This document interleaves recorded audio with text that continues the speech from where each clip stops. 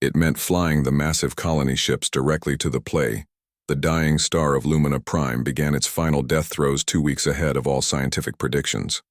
Massive solar flares erupted from its surface, sending waves of deadly radiation across the planet. The crystal cities that had stood for millions of years started to crack and sing discordant songs of pain, as the stellar energy tore through their delicate structures.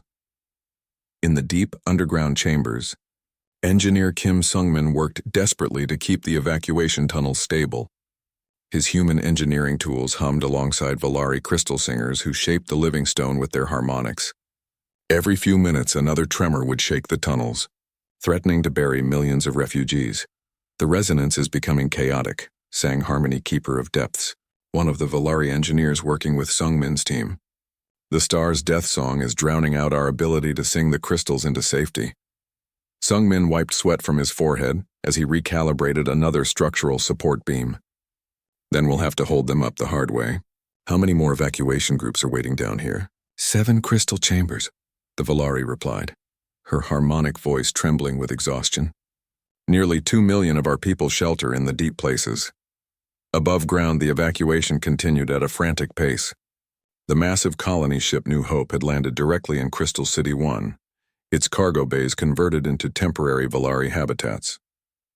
Captain Park Sujin coordinated the boarding operation from her ship's medical bay, watching thousands of crystalline beings flow into the evacuation vessels like living rivers of light. "Medical team to Bay 7, she announced over the ship's communication system. "We have injured Valari coming aboard. Dr. Seo Yoonjung, your expertise is needed." Dr. Yoonjung had become the fleet's leading expert on Valari physiology through weeks of emergency treatment. Her gentle touch and calm demeanor had earned the trust of the frightened refugees, who had never been treated by alien medics before. The young Valari she was treating now had been injured when part of his crystal home collapsed during a stellar flare. His arm was fractured, and the light that normally flowed through his crystalline body was flickering weakly.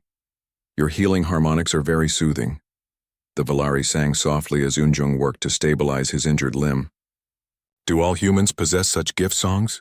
"We call it compassion," Yoonjung replied through her translation device. "And yes, most of us have it. That's why we're here." But even as the evacuation proceeded, the Thrakari fleet maintained its blockade. General Krex had received reinforcements from the Empire's home fleet, another 60 warships that brought his total force to over 100 vessels. His patience with the human rescue mission had completely run out. "Human Admiral," Krex's voice boomed across all communication frequencies, "you have violated Thrakari space, ignored our lawful orders, and interfered with the natural order of galactic evolution. Your ships will withdraw immediately, or we will destroy them all." Admiral Nam Hyunwoo stood on the bridge of Seoul's Pride, watching tactical displays that showed Thrakari ships moving into attack formation. Around the planet, human evacuation vessels were completely vulnerable, their shields down and cargo bays open to receive refugees. "General Krex," he replied, his voice steady despite the impossible situation. "We are conducting a humanitarian rescue operation. These people are innocent civilians facing extinction. Stand down your weapons and let us save them." "The weak deserve their fate," Krex responded. "The Thrakari Empire will not permit your species to interfere with galactic natural selection. You have 1 hour to begin withdrawal, or we open fire." In the fighter squadrons scattered throughout the human fleet, pilots like Lim Dong-yuk prepared for what they knew would be their final battle. His small fighter was no match for a Thrakari battlecruiser, but he and his squadron mates had volunteered to buy time for the evacuation ships. "Phoenix Squadron, this is Phoenix Leader," he transmitted to his pilots. "Remember, we're not here to win a war. We're here to give those evacuation ships every extra minute we can. Make every shot count." The hour passed quickly. Across the planet's surface, human and allied teams worked frantically to load more Valari onto the evacuation ships. They had managed to save 12 million so far, but 28 million remained on the dying world. When the deadline expired, General Krex kept his word. The Thrakari fleet opened fire with devastating precision, targeting the human military escorts while avoiding the civilian evacuation vessels. They wanted to disable the human fleet's ability to fight back, then force the evacuation ships to withdraw empty. The Battle of Lumina Prime began with a thunderous exchange of energy weapons that lit up the space around the planet. Human destroyers and cruisers, outnumbered 5-1, spread out to protect the vulnerable colony ships on the surface. Captain Park Soo-jin watched the battle from the Bridge of Persistence as energy beams flashed overhead. Her ship was still loading refugees, but she could see that the human escorts were being overwhelmed. Thrakari vessels were breaking through the defensive lines, heading directly for the evacuation ships. "All hands, prepare for emergency launch," she announced. "We're taking off with whoever we have aboard." But as she prepared to lift off, thousands more Valari streamed toward her ship from the Crystal Cities. They were running from their homes as the underground chambers collapsed, carrying their children and their few remaining possessions. How could she leave them behind? "Captain," called her navigation officer, Lieutenant Kim Hyun-soo. "Thrakari battlecruiser Thunder of War is on direct approach. ETA 4 minutes." Park Soo-jin looked at the tactical display, then at the crowds of refugees still boarding her ship. She made a decision that would be remembered for generations. "Mr. Kim, plot an intercept course for that battlecruiser." "Captain, you heard me. If they want to stop this evacuation, they'll have to go through us first." The research vessel Persistence was not built for combat. It was a scientific ship converted for medical work, with minimal weapons and shields. But as it lifted off from Lumina Prime and accelerated toward the massive Thrakari warship, it carried something more powerful than weapons: the absolute determination to protect innocent lives. Captain Park Soo-jin opened a channel to the entire human fleet. "This is Captain Park Soo-jin of the Persistence. They want to call this natural selection? Let me show them what human evolution looks like."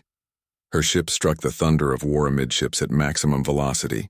The explosion could be seen from the planet's surface, a brilliant flash that temporarily outshone the dying star. The Thrakari battlecruiser was crippled, spinning out of control, while the Persistence was completely destroyed. But Captain Park's sacrifice had an unexpected effect. Across the human fleet, other ships began following her example. Cargo vessels rammed Thrakari destroyers. Medical ships used their landing craft as improvised missiles. Even the massive colony ships turned their bulk into weapons, using their reinforced hulls to crush smaller enemy vessels. The Thrakari had expected a conventional space battle, with both sides exchanging fire at long range until one fleet was defeated. They were not prepared for an enemy that treated every ship as expendable if it meant protecting the evacuation. Admiral Nam Hyun-woo watched his fleet sacrifice itself ship by ship and felt pride warring with grief in his chest. These were good people, volunteers who had left their homes and families to save strangers. Now they were dying to give those strangers a few more minutes of life. But just when the situation seemed hopeless, salvation came from an unexpected direction. Ships began arriving from across the galaxy, not just the Allied vessels that had joined the rescue convoy, but new arrivals drawn by news of the battle. The crystalline architects sent their most powerful warships, massive vessels of living crystal that could harmonize with Valari technology. A rebel faction of Nexus Syndicate ships arrived with heavy cruisers and battle platforms. Most surprisingly, several squadrons of young Thrakari officers arrived, their ships painted with human and Valari symbols. "This is Commander Thek of the Thrakari vessel Honor's Edge," came a transmission from one of the defecting ships. "We refuse to participate in this slaughter of innocents. The Empire does not speak for all Thrakari." For the first time in galactic history, a battle was being fought not between species or nations, but between two philosophies: those who believed in protecting the weak and those who thought only the strong deserved to survive. The arrival of reinforcements shifted the balance of the battle, but it also escalated the conflict. General Krex, facing mutiny in his own ranks and defeat by a coalition of lesser species, made a desperate decision. If he couldn't stop the evacuation by defeating the rescue fleet, he would destroy the planet itself. "All ships target the planet's surface," he ordered his remaining loyal vessels. "If we cannot prevent this contamination of galactic natural order, we will ensure it ends here." The Thrakari fleet began bombarding Lumina Prime directly, targeting the crystal cities where millions of Valari still waited for evacuation. The beautiful structures that had survived for millions of years began to collapse under the assault, their harmonic songs becoming screams of destruction. In the deep tunnels, engineer Kim Sung-min felt the bombardment through the planet's crust. The Thrakari energy weapons were causing massive The surface of Lumina Prime shook violently as another massive quake tore through the crystal cities. Deep underground, in the ancient refuge chambers carved from living stone, millions of Volari huddled together and sang songs of fear and hope. Their harmonies echoed through the tunnels, creating a symphony of survival that had never been heard before. Dawn pressed her crystalline hands against the chamber wall, feeling the vibrations of the dying planet through her entire body. Above them, she knew the human ships had arrived, but the Thrakari fleet blocked any chance of rescue. Time was running out faster than anyone had predicted. Bei Taeyong had never managed an evacuation before, but he was learning quickly. As emergency rescue coordinator for the human fleet, his job was to organize the most complex rescue operation in galactic history. He stood in the command center of the colony ship New Hope, surrounded by displays showing the planet's deteriorating condition. "The seismic activity is increasing," reported Dr. Young Soo-young, the fleet's atmospheric systems specialist. "The planet's crust is becoming unstable. Some of the deeper refuge chambers are already collapsing." Taeyong studied the maps of Volari cities, trying to calculate how many ships they would need for each location. The numbers were terrifying. Even if they could get past the Thrakari blockade, they had only 8 weeks to evacuate 40 million people from a planet that was tearing itself apart. "What about the crystal caves near the southern pole?" he asked. "Cut off by lava flows 3 days ago," Jung Soo-young replied. "We estimate 2 million Volari are trapped there with no surface access." The rescue coordinator felt the weight of impossible decisions. Every choice meant saving some people while abandoning others. He had never imagined that saving lives could be so brutal. On the Bridge of Soul's Pride, Admiral Nam Hyunwoo faced his own impossible situation. The Thrakari fleet had positioned itself in a perfect defensive formation around Lumina Prime. Any attempt to reach the planet would result in a devastating battle that the human fleet couldn't win. "General," Krex's latest message was playing on repeat. "Human Commander, you have exactly 1 hour to withdraw from this system. After that, any vessel approaching the planet will be destroyed. The Thrakari Empire will not allow this illegal intervention to continue." "Admiral," called Communications Officer Han Min-seok, "I'm receiving harmonic transmissions from the planet's surface. The Volari are trying to contact us directly." The bridge speakers filled with crystalline music unlike anything the humans had ever heard. Han Min-seok had spent months learning Volari harmonic language, and his translation device converted the alien songs into words the crew could understand. "Human ships, we sing gratitude for your arrival, but we understand if you must leave, we do not wish you to die for our sake. Your attempt alone honors us." The message hit every person on the bridge like a physical blow. Here were 40 million people facing extinction, and they were worried about their rescuers' safety. Admiral Nam Hyunwoo felt something harden in his chest, a determination that went beyond military duty. "Mr. Han," he said quietly, "send a message back. Tell them we didn't come this far to leave empty-handed." The human fleet began moving toward the planet, spreading out into evacuation formation despite the Thrakari blockade. The civilian ships stayed in the center while the military escorts formed a protective screen around them. Every captain knew they were probably flying to their deaths, but none of them suggested retreat. Dr. Jung Soo-young worked frantically to coordinate with Volari engineers on the surface. The rescue operation required perfect timing and cooperation between completely different technologies. Human atmospheric processors had to synchronize with Volari crystal singing to create safe boarding environments. "The crystal cities are resonating at dangerous frequencies," she reported to Bai Taeyong. "The dying star is affecting the planetary harmonics. If we don't stabilize the evacuation zones, the boarding process could kill the Volari we're trying to save." Taeyong made another impossible decision. "Redirect atmospheric teams to the most unstable areas first. We save who we can, where we can." The first evacuation shuttles launched from the human fleet, racing toward the planet's surface. They carried teams of engineers and medics who would set up emergency evacuation points in the crystal cities. It was dangerous work. The planet's surface was being bombarded by increasingly violent solar flares from the dying star. Captain Yoon Jae-hyun piloted one of the lead shuttles, his small craft loaded with emergency atmospheric equipment.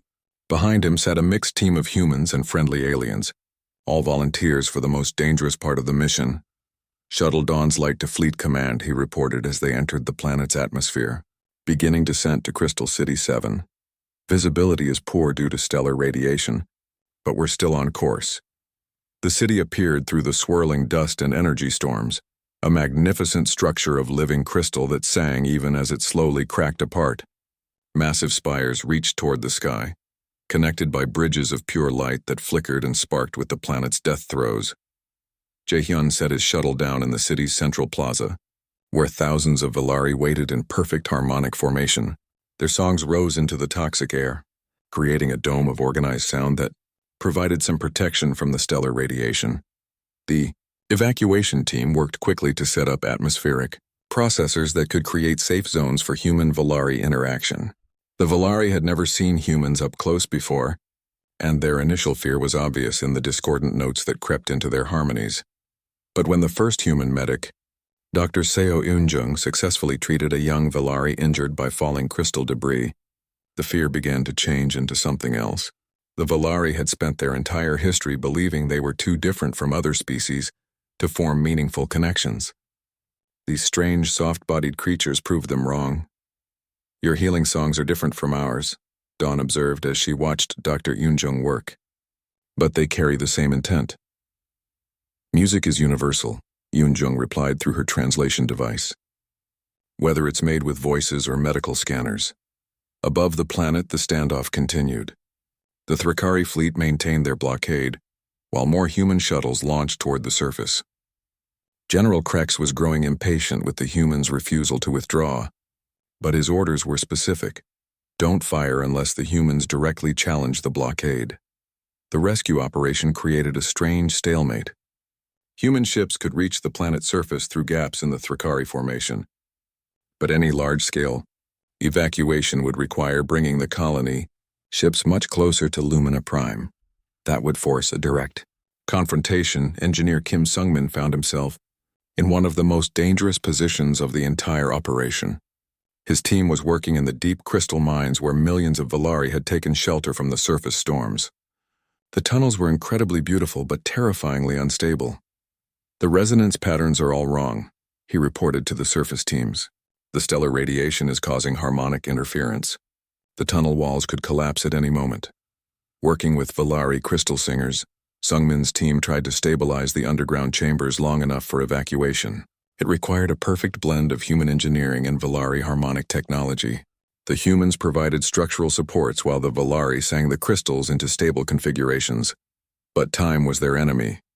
Every hour brought new collapses, new groups of Valari cut off from evacuation points. Sungmin watched his team work with desperate efficiency, knowing that each tunnel they stabilized might be the difference between life and death for thousands of people. Communications. Officer Han Min-seok had become the primary liaison between the human fleet and the Valari population. His mastery of harmonic language allowed him to coordinate between dozens of evacuation sites simultaneously. He listened to the crystal cities singing their desperate songs and translated them into tactical information for the rescue teams. Crystal City 3 reports successful atmospheric integration, he announced to the Fleet Command Center. They're ready to begin boarding operations. Crystal City 12 has lost contact, came another report. Seismic activity has cut off their communication spires. Each update brought good news and bad news in equal measure. The evacuation was proceeding, but not fast enough. At their current rate, they could save perhaps 10 million Valari before the star exploded. That left 30 million facing certain death. Dr. Jung Soo-young worked around the clock to improve the evacuation process. She had designed atmospheric systems that could support both humans and Valari, but the boarding procedures were still slow and dangerous. Each Valari had to be carefully transported from their crystal environment to the ship's artificial atmosphere without shock or injury. "What if we don't transport them?" she suddenly asked Bae Tae-young during one of their planning sessions. "What do you mean?" "What if we bring their environment with us? Instead of making the Valari adapt to our ships, we make our ships adapt to them." It was a radical idea. Instead of individual evacuation, they could transport entire crystal chambers with their populations intact. It would require massive engineering modifications to the colony ships, but it might allow them to save far more Valari in much less time. The plan was brilliant, but dangerous.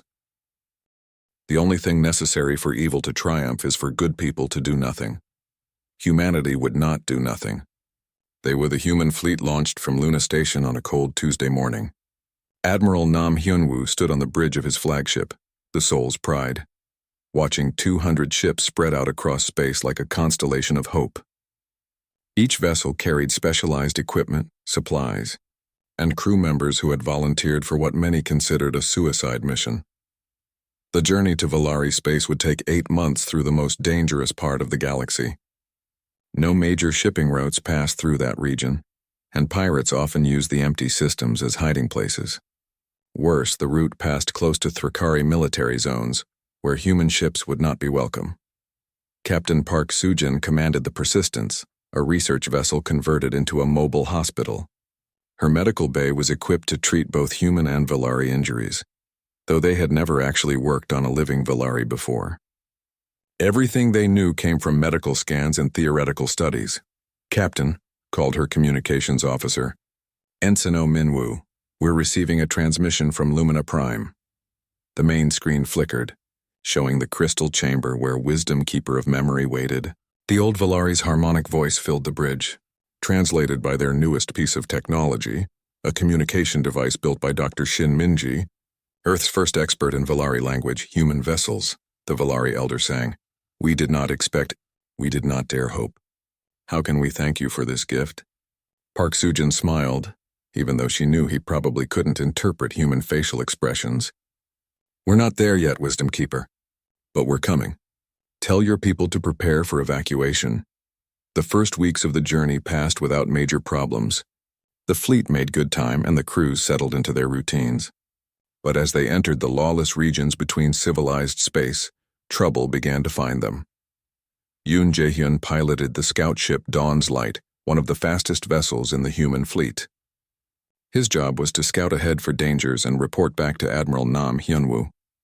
He had been a fighter pilot during the border wars and knew how to handle himself in dangerous situations. "Admiral," he reported over the communication system, "I'm detecting multiple ships moving to intercept our route. Configuration suggests pirate vessels." The pirates had been watching the human fleet for days, waiting for the right moment to attack. They saw a convoy of civilian ships with minimal military escort, easy prey for a quick raid. What they didn't understand was that these particular humans were not going to run from a fight. Commander Oh Seung-woo coordinated the defense from his battlecruiser, the Incheon's Hammer. He had only 20 military vessels to protect nearly 200 civilian ships, but his crews were highly motivated. They knew that any ship lost to pirates meant fewer Valari would be saved. The pirate attack came at dawn, ship time. 30 raider vessels dropped out of hyperspace and charged toward the human convoy, weapons blazing.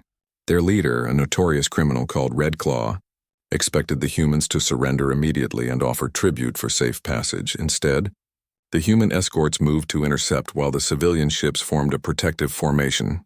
The converted cargo vessels deployed shields and returned fire with their improvised weapon systems. Even the hospital ships launched fighter squadrons to defend the convoy. The battle was fierce but brief. Human tactics focused on protecting the evacuation ships rather than destroying enemies. They used their mobility to outmaneuver the heavier pirate vessels, striking quickly and then retreating before the raiders could respond effectively. Red Claw's flagship, the Blood Hunter, found itself surrounded by 5 human ships. Instead of continuing the fight, the pirate leader opened a communication channel.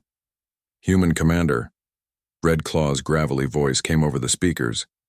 "What cargo do you carry that's worth dying for?" Commander Oh Seung-woo's response was broadcast across all frequencies. "We carry hope, pirate, and we're not dying today." The pirates retreated, confused and frustrated. They had never encountered prey that fought back so fiercely while protecting others. Word spread quickly through the criminal networks. The human convoy was too dangerous to attack. But the pirates were not their biggest problem. 3 weeks later, Yoon Jae-hyun detected a massive fleet moving to intercept them. The ships bore the black and red markings of the Thrakari Empire. Admiral Nam Hyunwoo studied the tactical display with growing concern. 40 Thrakari warships had positioned themselves directly in the path to Valari space. The Thrakari commander, General Krex, opened a communication channel. "Human vessels," Krex's voice boomed across space. "You are approaching restricted military zones. Turn back immediately or face the consequences. Nam Hyunwoo had been expecting this confrontation. The Thrakari Empire had opposed the rescue mission from the beginning, and they wouldn't let the human fleet pass without a fight. But he had prepared for this moment. "General Krex," he replied calmly. "We are on a humanitarian mission to save innocent lives. We have no military objectives in your territory. The Volari are not your concern, human. Your species lacks the wisdom to understand galactic realities. Return to your small corner of space before you cause more trouble." The two fleets faced each other across the void, weapons ready but not yet firing. The human ships were outnumbered 2-1, and the Thrakari vessels were more heavily armed. In a straight fight, the humans would lose badly. But Nam Hyunwoo had one advantage the Thrakari didn't expect. While the main fleet negotiated, Dr. Shin Minji had been working with a small team to establish communication with other species in the region. Her breakthrough came from an unexpected source. The chorus was a hive mind species that most other civilizations ignored. They were peaceful traders who traveled in small, unimpressive ships. But they had been listening to the human communications about the Volari rescue mission, and their collective consciousness was deeply moved by humanity's determination to save strangers. "Human Admiral," came a new voice over the communication system. "This is Prime Voice of the Chorus. We offer our assistance in your noble mission." Suddenly, 50 small chorus vessels materialized around the human fleet. They weren't warships, but their presence changed the tactical situation. The Thrakari would have to attack not just humans, but also the chorus, which would bring the Trade Federation into the conflict. More ships began arriving. The crystalline architects, who had remained neutral in galactic politics for centuries, sent a squadron of their living crystal ships. A group of rogue Nexus Syndicate vessels, their crews disgusted by their leadership's refusal to help the Volari, joined the growing fleet. General Krex found himself facing not just the human convoy, but a coalition of species united by a common cause. His military training told him to attack immediately before more ships arrived, but his political instincts warned him that attacking such a diverse group would have serious consequences for the Thrakari Empire. "You are making a mistake, humans," Krex transmitted. "The Volari are doomed regardless of your actions. You will only succeed in getting yourselves killed." "Maybe," Nam Hyunwoo replied, "but we'd rather die trying to save lives than live knowing we did nothing." For several tense hours, the two fleets remained locked in standoff. Then, unexpectedly, the Thrakari ships began to withdraw. General Krex had received new orders from his superiors. The Thrakari Empire couldn't afford to start a war with multiple species over what they considered a lost cause. "This is not over, human," Krex's final message warned. "When you reach Volari space, you will find no welcome there." The human fleet continued its journey, now accompanied by ships from a dozen different species. The rescue mission had become something larger than anyone had expected, a symbol of cooperation and hope in a galaxy that had grown cynical and selfish. Dr. Shin Minji worked tirelessly to coordinate between the different species. Her communication protocols allowed humans, chorus, architects, and others to share information and tactical data. For the first time in galactic history, such a diverse group was working together toward a common goal. As they approached Volari space, the fleet received regular updates from Lumina Prime. The situation was deteriorating rapidly. The dying star was throwing off massive solar flares that were already damaging the planet's surface.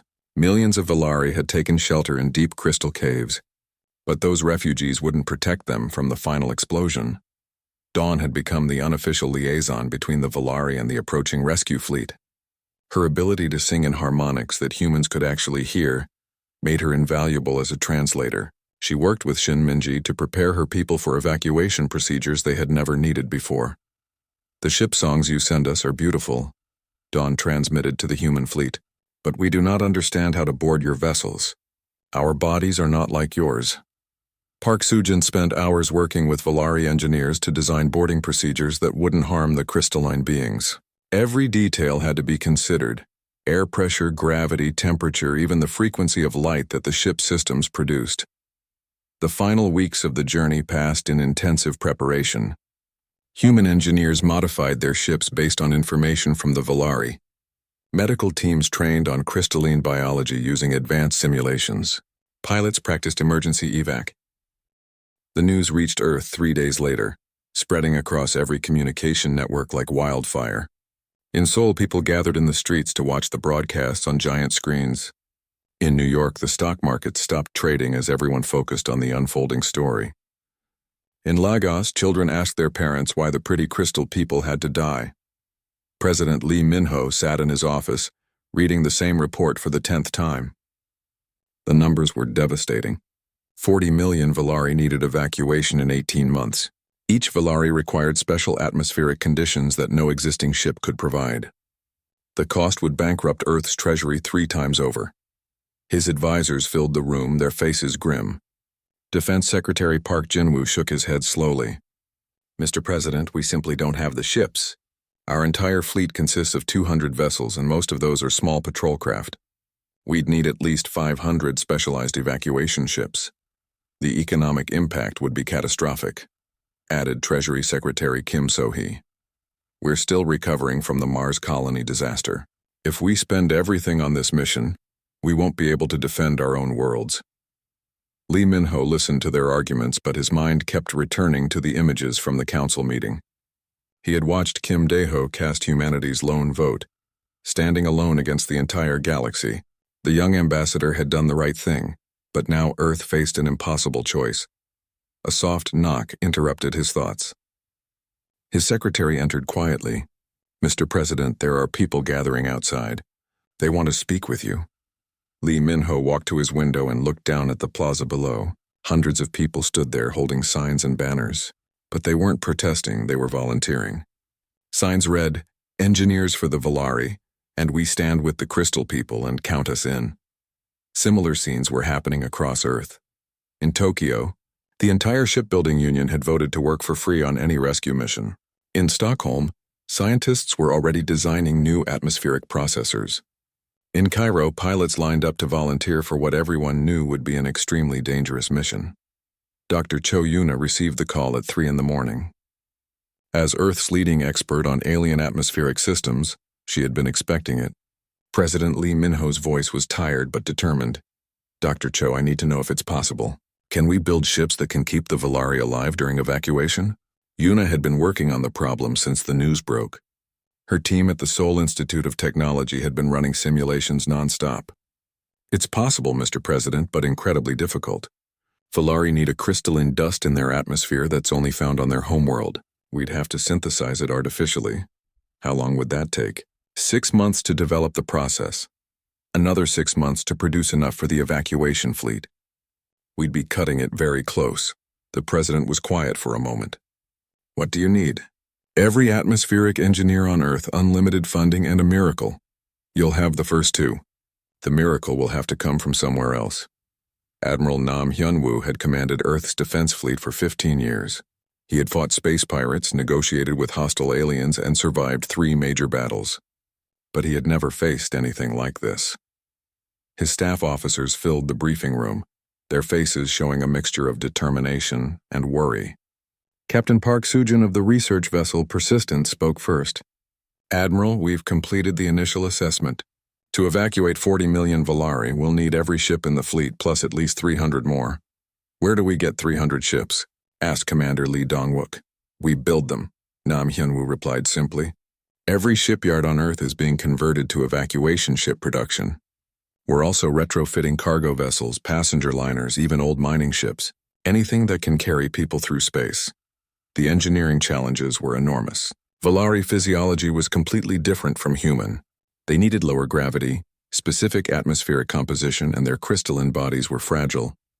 Standard human ships would kill them within hours, but humanity had advantages that other species lacked. They adapted quickly, learned from others, and worked together when faced with a common goal. Teams of engineers collaborated across continents, sharing designs and improvements in real time. Factory workers pulled double shifts without being asked. Even children contributed, collecting raw materials for recycling into ship components. Kang Ji-won had studied alien biology for 20 years, but she had never seen anything as beautiful as Volari physiology. Their bodies were living crystal matrices that processed energy directly from light and sound. They were incredibly efficient, needing very little food or water, but they were also extremely vulnerable to environmental changes. The good news, she explained to the medical team, is that Valari are very resilient once their basic needs are met. The bad news is that getting those needs wrong, even slightly, will kill them quickly. The team worked around the clock to design life support systems that could keep both humans and Valari alive during the journey. They had to account for everything from air pressure to the specific frequency of light that Valari needed for nutrition. Meanwhile, diplomatic efforts continued on other fronts. Ambassador Kim Dae-ho worked tirelessly to convince other species to help, but the responses were always the same.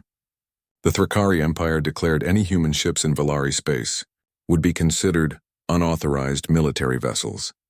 The Nexus Syndicate began spreading rumors that humans planned to enslave the Valari as cheap labor. The worst blow came when several human colonies expressed concern about the mission. The governor of Alpha Centauri sent a formal protest, arguing that Earth was abandoning its own people to save aliens. Some corporate leaders threatened to withdraw support for Earth's government if the mission proceeded. President Lee Min-ho called a special session of the World Assembly. Representatives from every nation gathered in Geneva to debate humanity's response. The arguments were fierce and emotional. "We're talking about bankrupting our entire civilization," argued Representative Chen Wei from the Pacific Federation. "What happens to human colonies if we spend everything on this rescue mission? What happens to our souls if we don't?" replied Representative Maria Santos from the South American Union.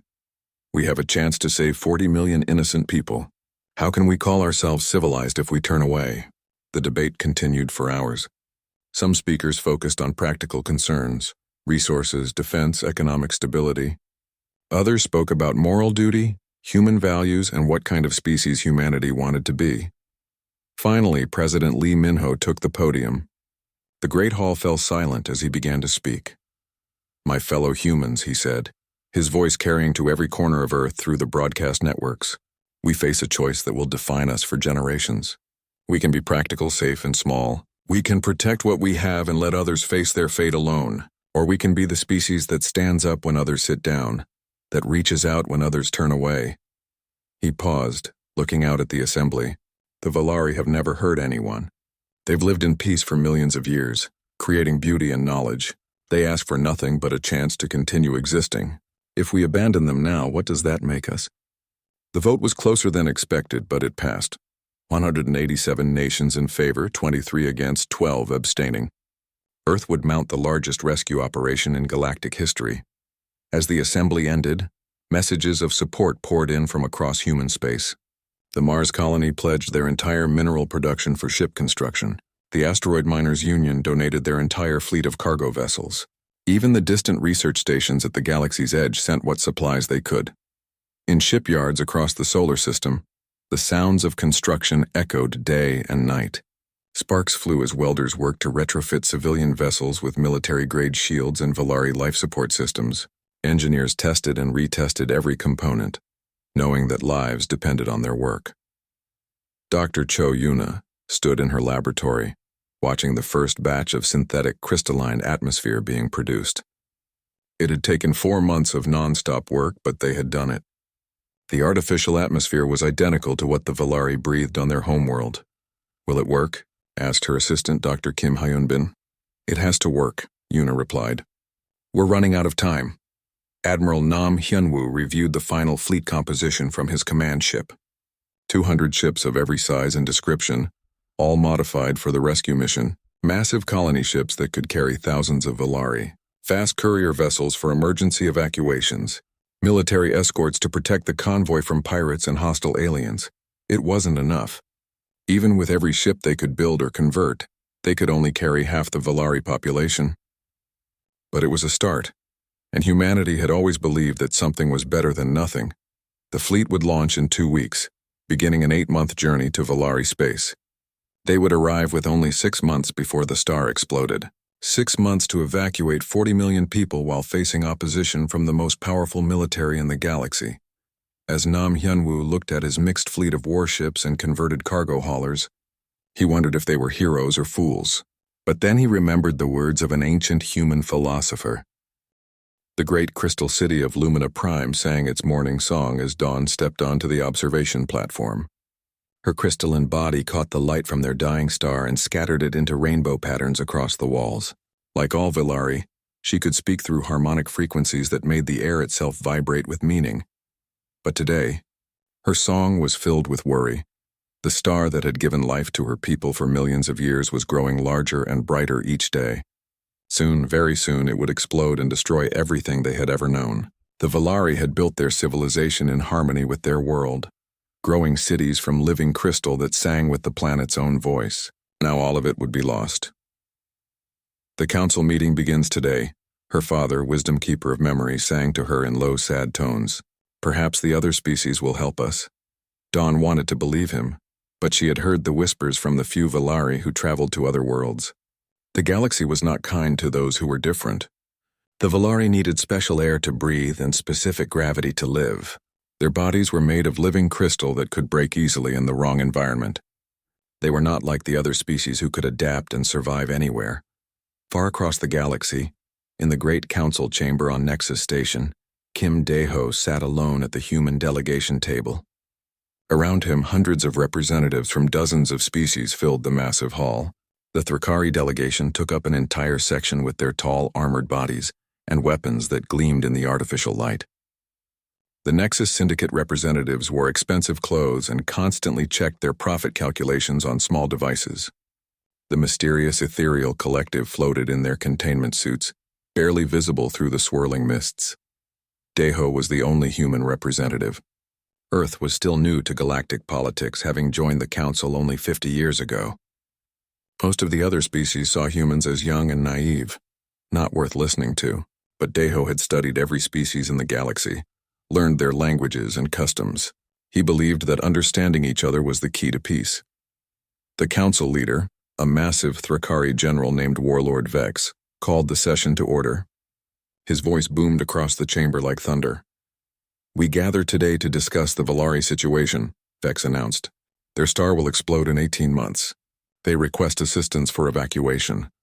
A hologram appeared in the center of the chamber, showing Lumina Prime and its dying star. Beautiful crystal cities covered the planet's surface, connected by bridges of living light. Dae-ho had visited there once and had been amazed by the Villari's peaceful civilization. The Nexus Syndicate representative, a thin creature called Prophet Seeker Crix, stood up first. "The cost of evacuation would be enormous," Crix said in a voice like grinding metal. "Special ships, special environments, special everything. The Villari cannot pay for such services. They have no valuable resources to trade." Murmurs of agreement rippled through the chamber. The ethereal collective representative spoke next, their voice echoing strangely from their containment suit.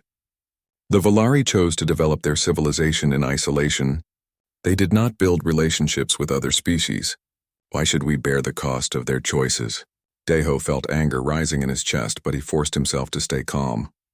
Around the chamber, other representatives nodded and spoke about economic realities and resource allocation. They talked about the Villari like they were discussing the weather, not the lives of 40 million sentient beings. "The Thrakari Empire has consulted our military advisors," Warlord Vex said. "Evacuation of the entire Villari population would require resources equivalent to building a new fleet.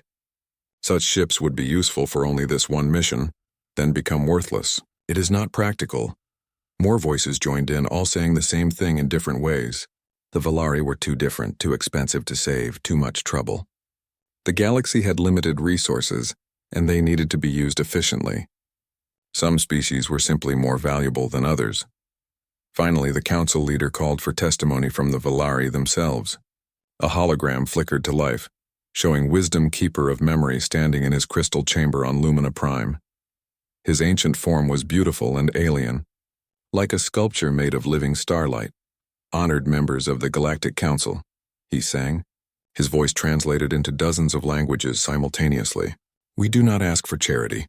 We offer our knowledge, our art, our songs. We have studied the music of the spheres for millions of years. We know secrets of crystal technology that could benefit all species. We ask only for a chance to continue existing." The chamber fell silent for a moment.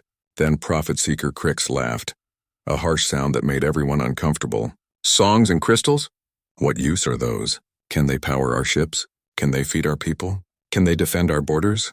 Other representatives began talking loudly, dismissing the Valari's offer. Deho watched in horror as they reduced an entire civilization to numbers on their accounting sheets. The Valari had created beauty beyond imagination, had lived in peace for longer than any other species, had never hurt anyone, but because they could not offer military technology or valuable trade goods, they were worthless. Warlord Vex called for order. The Council will now vote on Resolution 2847, Emergency Evacuation Assistance for the Valari species. The voting began immediately. Species after species voted no with barely a moment's thought. The Thrakari voted no because it would cost too much. The Nexus Syndicate voted no because there was no profit in it. The Ethereal Collective voted no because the Valari had chosen their path. Even species that Deho thought might be sympathetic voted no, claiming they lacked the resources to help. Finally, it was humanity's turn. Deho stood up slowly, feeling the weight of every eye in the chamber. He thought about Dawn and her father, about the Crystal Cities singing their last songs, about 40 million people facing death while the galaxy turned away. The human delegation votes yes, he said clearly. Laughter erupted from several sections of the chamber. Warlord Vex looked at him with something like pity. Human representative, you understand that your species lacks the resources to mount such an operation alone? Yes, Deho replied. But that doesn't change what's right. The final vote was announced 847 species voting no, 1 species voting yes. The resolution failed completely. Warlord Vex banged his ceremonial hammer. The Council has spoken. The Valari situation is classified as a natural disaster, beyond our scope of assistance. No Council resources will be allocated to evacuation efforts. As the chamber began to empty, Deho remained in his seat, staring at the hologram of Lumina Prime. He thought about sending a message to Dawn, to tell her that help was coming. But what help could humanity provide? Earth had a small fleet, limited resources, and no experience with such a massive operation. Still, as he finally stood to leave, Kim Deho made a silent promise.